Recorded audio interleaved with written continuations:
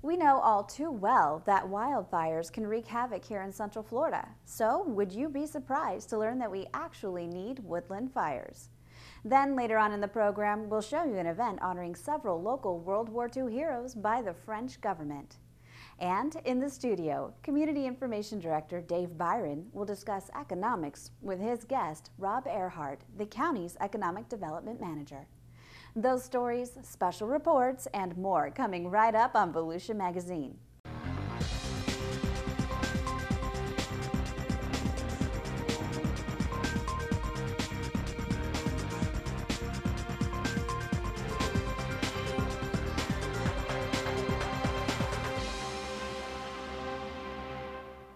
Woodland fires are a vital part of Florida's ecosystems.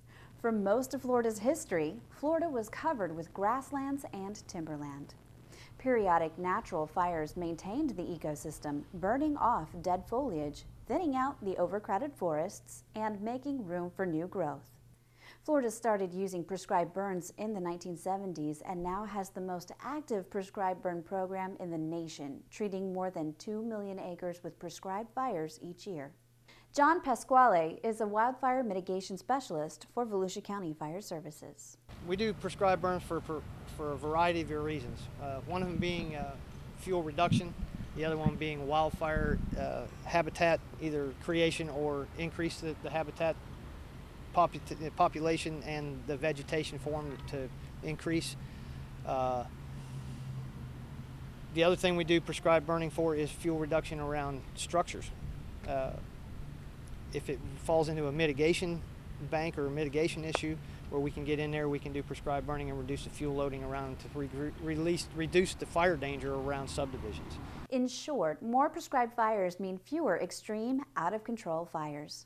Before conducting a prescribed burn, firefighters consider the temperature, humidity, wind, moisture level in the ground, and the conditions for the dispersal of smoke. Firefighters agree prescribed fire is a safe way to apply a natural process to ensure ecosystem health and to protect people and property from wildfires.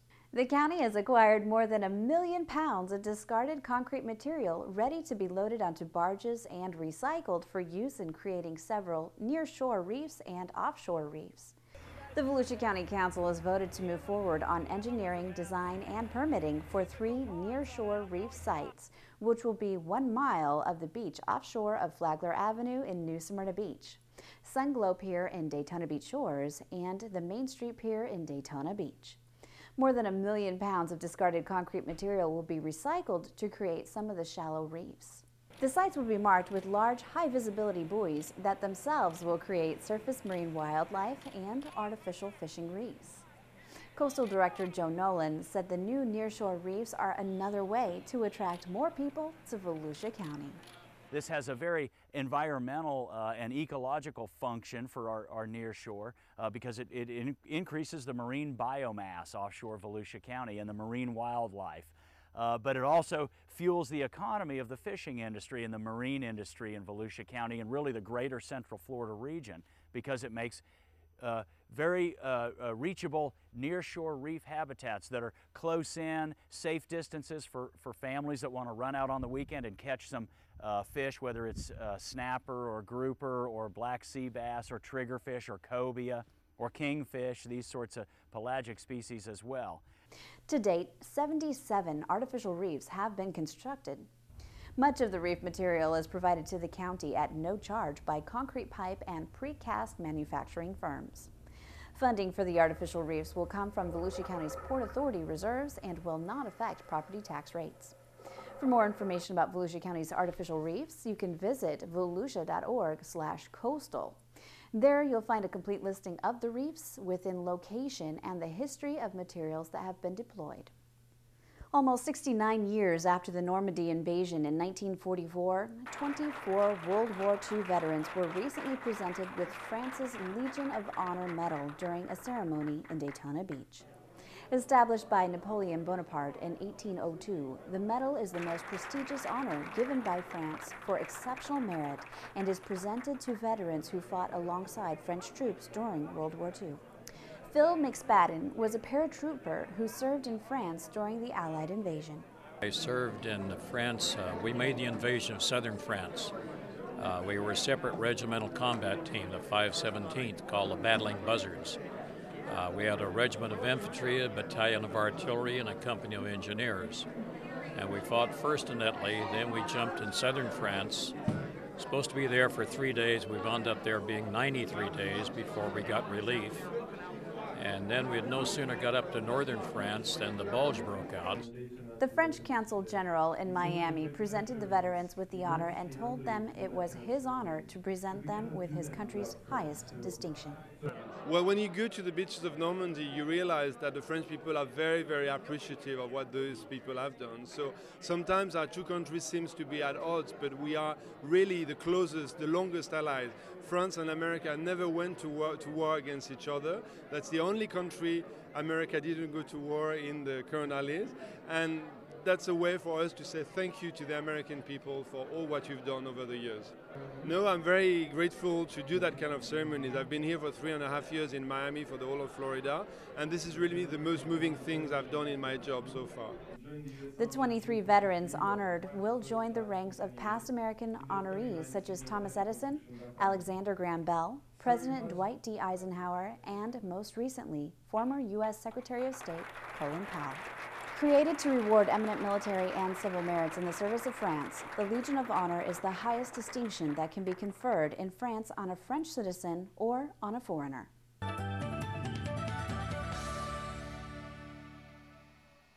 The County Council is committed to building trails because they improve your quality of life.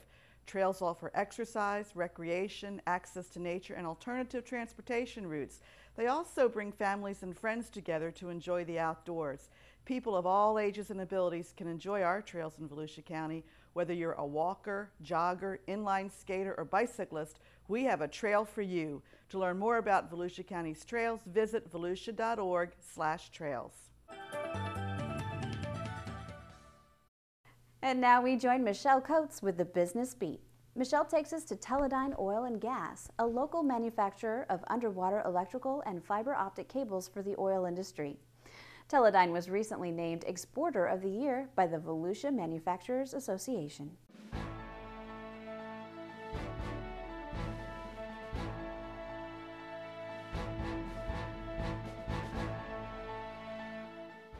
We're here at Teledyne Oil and Gas, a local manufacturer of power and data network connections in the subsea oil and gas production industry.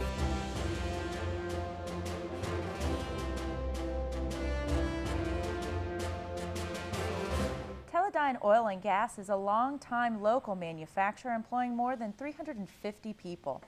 Recently recognized as the 2011 Manufacturer of the Year and 2012 Exporter of the Year, Teledyne creates custom underwater power connectors and underwater fiber optic cable connectors.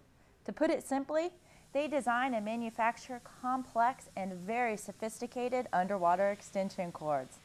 We spoke with Mike Reed, Teledyne Oil and Gas President, about the company and its cutting-edge products. We manufacture primarily electrical and optical connectors joined together with electrical and optical jumpers, providing sensing systems and power and communications primarily to the offshore oil industry. Obviously, the oil industry is a major market for the local manufacturer whose roots are in local scientific research. Teledyne is a global player sending its products into the deep waters around the world. You're all familiar with our end operators, Chevron, Shell, Exxon, large U.S. international state-owned oil companies, and when they discover oil, and our job as Teledyne Oil and Gas is to help engineer a solution to provide the power and the optical communications to safely produce that oil and gas for 25 years life. Teledyne does what every parent and safety expert tells us not to do. They safely put electricity underwater. As this connector is driven by a remote operating vehicle onto the male or female connection that's already on the equipment, it will drive out the water and the electrical pins will come together. Teledyne engineers work to increase the safety at oil sites by increasing the monitoring and communication abilities of undersea equipment. It was Teledyne sensors and equipment that monitored the restoration of the BP well in the Gulf of Mexico 2 years ago. We were able to assemble hose assemblies to provide power to eventually shut off that well and provide power and sensing equipment to prove that the new well that was being put in place was safe to operate. From engineers who design better products that last longer, work harder, and can go to greater depths. We pride ourselves on the engineers that we have, mechanical, optical, electrical, high power engineers on the design side. To the production and assembly staff that meticulously manufacture and test the custom products, Teledyne employs more than 350 people and plans to add to its workforce mid-2013. An exciting new project for Teledyne is its first global research and design facility. Really is a great moment because it coincides with our 25 years since we started the company here in Volusia County. The Research Center will provide dedicated laboratory, product design, product testing, and engineering collaboration space with a standing product showcase for customer demonstrations and technical presentations. We spoke to Ken Nagengast, Senior Vice President of Technology, about the expansion. It's going to be the focus of all of our new product development efforts. So when we go to market, it's all about innovation and reliability. And so in order to make sure we're doing that, we have to do a lot of development, a lot of design, and we have to do a lot of comprehensive testing. The project makes Daytona Beach the global headquarters of Teledyne Oil and Gas. It is a significant addition to the entire region, as well as to the research and development scene across the state. The fact that we have such a great tie-in with the local community, the folks that we've hired here, we love the performance that we get from everyone here, and also the local universities. You know, we're not only Embry-Riddle, but we've hired folks from a lot of the other universities. We look forward to seeing the 50,000 square foot state-of-the-art facility when it's completed later this summer. Thanks for joining us today. I'm Michelle Coates with the Business Beat. You know, the warm weather brings folks out to enjoy local pools, and the Volusia County Health Department conducts pool inspections. So, Public Information Officer Stephanie Strong takes us out to a local public swimming pool to follow environmental health specialist Suzanne Grubbs. We'll see just what's done during a pool inspection in this segment of Community Health Matters.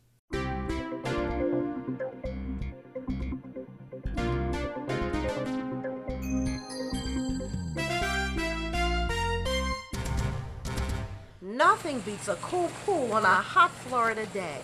Swimming is one of the most refreshing activities to beat the heat. On this day, swimmers from the Ormond-Holly Hill Otters Club are enjoying the Cypress Aquatic Center in Daytona Beach. These competitive swimmers are between the ages of 7 to 18. The health department inspects public pools like this one to make sure they're safe for swimmers. We at the Volusia County Health Department inspect public swimming pools to make sure that they're safe for the bather. We check the chlorine and pH of the swimming pool. The chlorine is the disinfectant. It kills bacteria and viruses that may be shed into the water by bathers. Environmental health specialist Suzanne Grubbs is just one of a number of the health department's environmental health specialists tasked with inspecting public swimming pools in Volusia County. It's a job that requires close attention to detail. As part of our swimming pool inspection, we look to make sure the pool has the proper safety equipment, which includes this shepherd's hook and a life ring. These are to rescue a bather in distress, especially if you yourself can't swim. You can either reach or throw the life ring to rescue that bather. One of the things that's very important to look at a public swimming pool is the amount of disinfectant that's in the swimming pool. So what we're going to be checking for in this swimming pool is the amount of chlorine that's present. The chlorine is what kills the bacteria and viruses that may be present in the swimming pool. And when I add my chemical, it will turn pink if there's chlorine present in this swimming pool.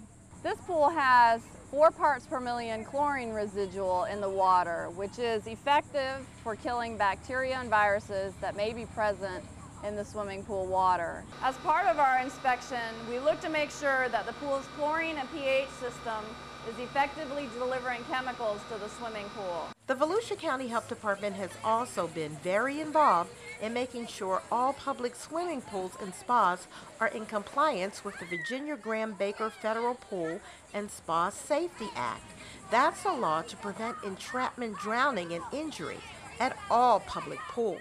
Part of our inspection, we check the overall appearance of the swimming pool, especially checking to make sure that the main drain grate is clearly visible at the bottom of the pool.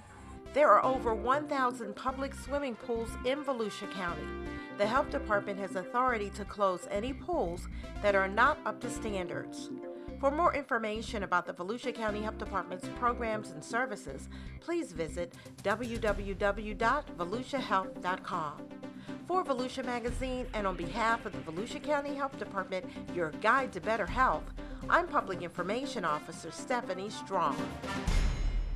And it's time to head into the studio to join our Community Information Director, Dave Byron, for a chat with Economic Development Manager, Robert Ehrhardt. Hi, Amber, and thank you very much.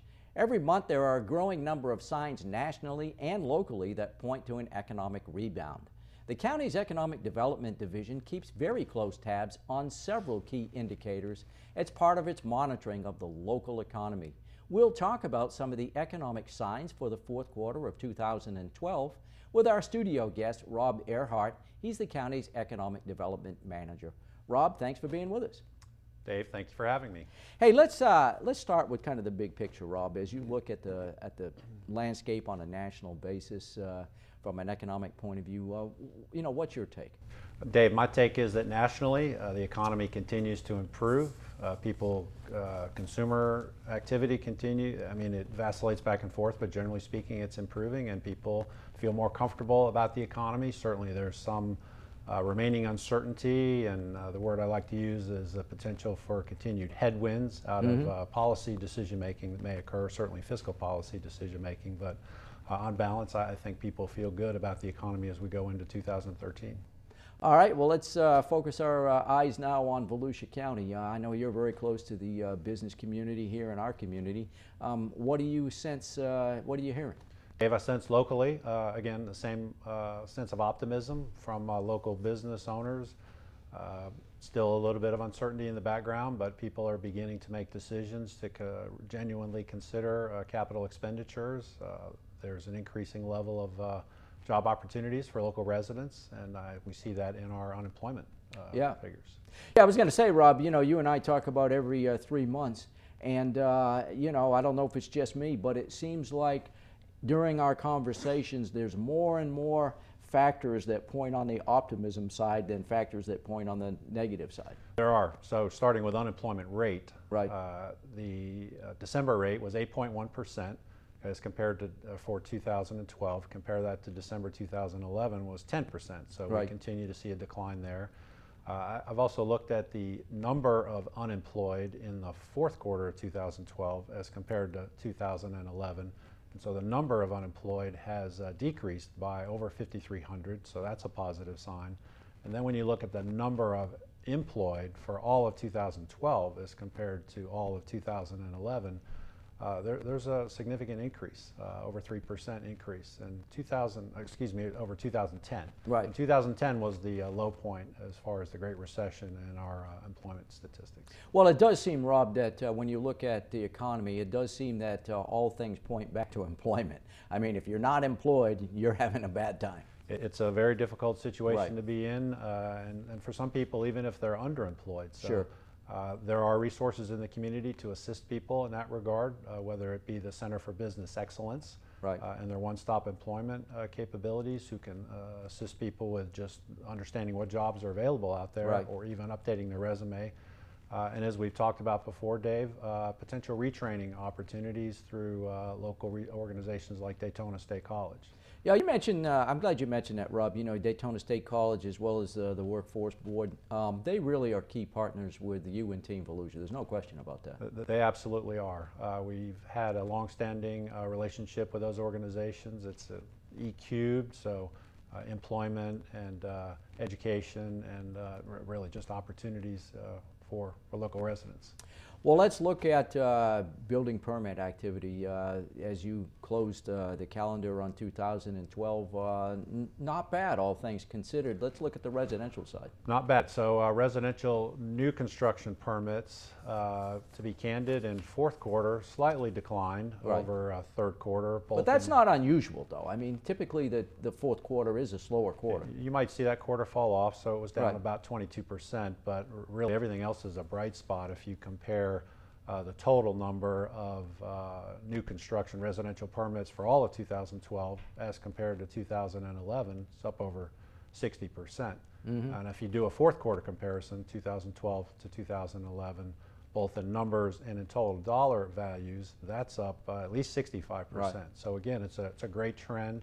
And I think it reflects people's recognition that the economy is improving, certainly in that space, with interest rates continuing to be down and the opportunity to get financing improving. I think it's just a great opportunity for people, and I hope that we'll see as we go in through 2013 that really presents opportunities for individuals who are in the Northeast and the Mid-Atlantic, certainly in the baby boomer generation, whether they're actually retired or they're thinking ahead to retirement.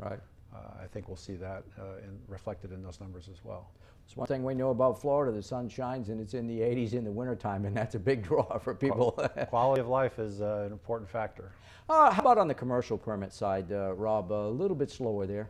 Commercial permit story, new construction permit story is not quite as positive. In fact, it's down pretty consistently over the past several quarters.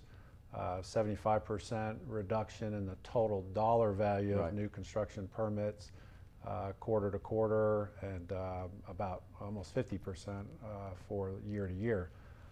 So I'm not sure there's one particular reason, Dave, as to why that is. Certainly some uncertainty remaining in the business sector, but there's an awful lot of unoccupied commercial property right now. And so when I think business owners consider new construction versus renovating existing and the cost of each, it certainly looks promising on the existing properties as well.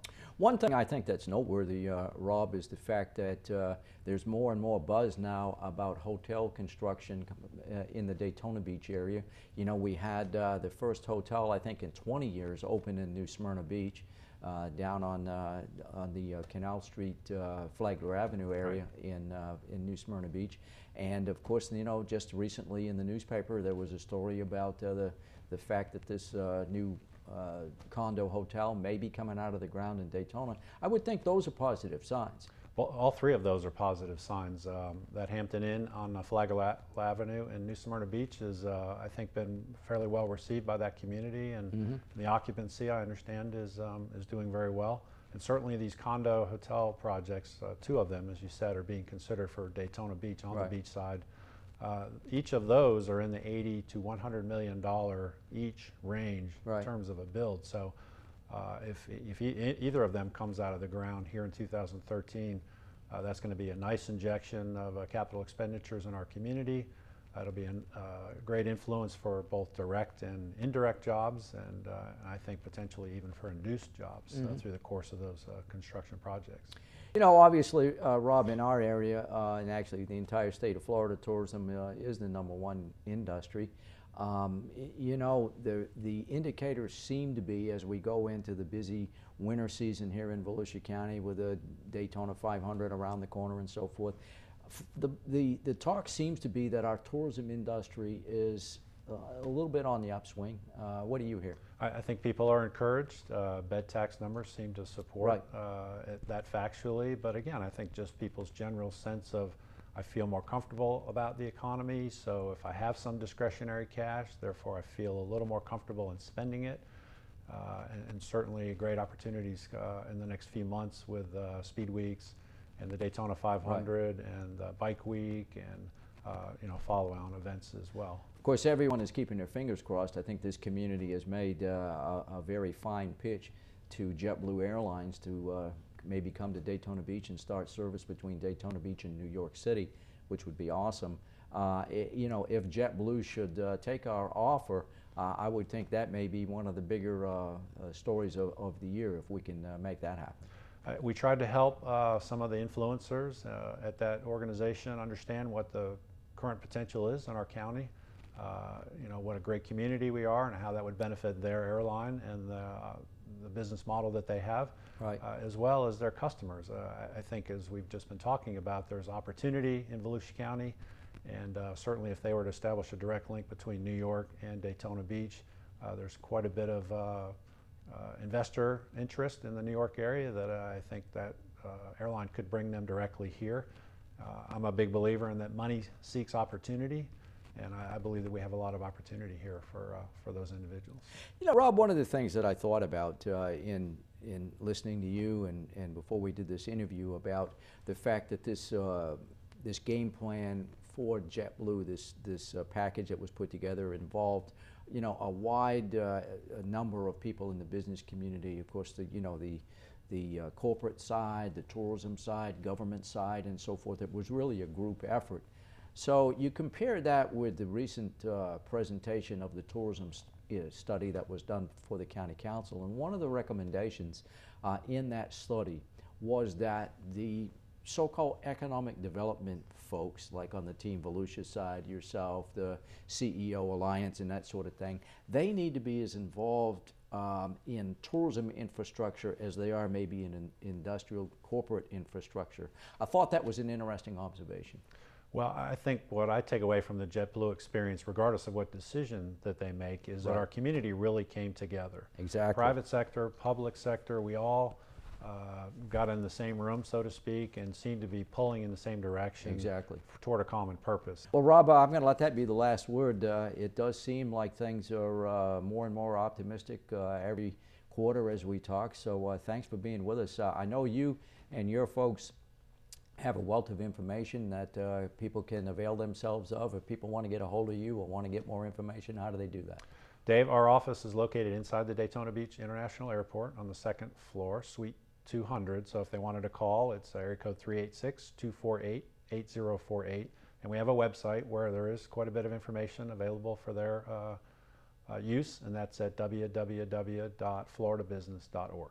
Well, again, Rob, thanks for being with us. Again, Happy New Year. We'll be talking to you at least in the next 3 months. So onward and upward we go, huh? Dave, thanks for having me. Our guest today, Rob Ehrhardt. He's the Economic Development Manager with Volusia County. And with that, Amber, we'll go back to you. Thanks, Dave, and thank you for watching Volusia Magazine. If you have any questions about our program, just give us a call at any of the numbers you see listed here, or you can log on to volusia.org. You can also watch the show online. Just go to volusia.org and click on the news. And did you know you can view the County Council meeting calendar there too? You can find out all about meeting dates, activities, special events, topics of interest, and how you can participate.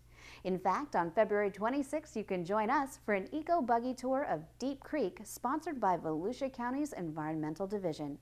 And last but not least, we hope you won't forget to listen to Volusia Today, Volusia County Government's public information radio broadcast. Volusia Today airs every Tuesday and Sunday mornings on the local radio stations you see on your screen.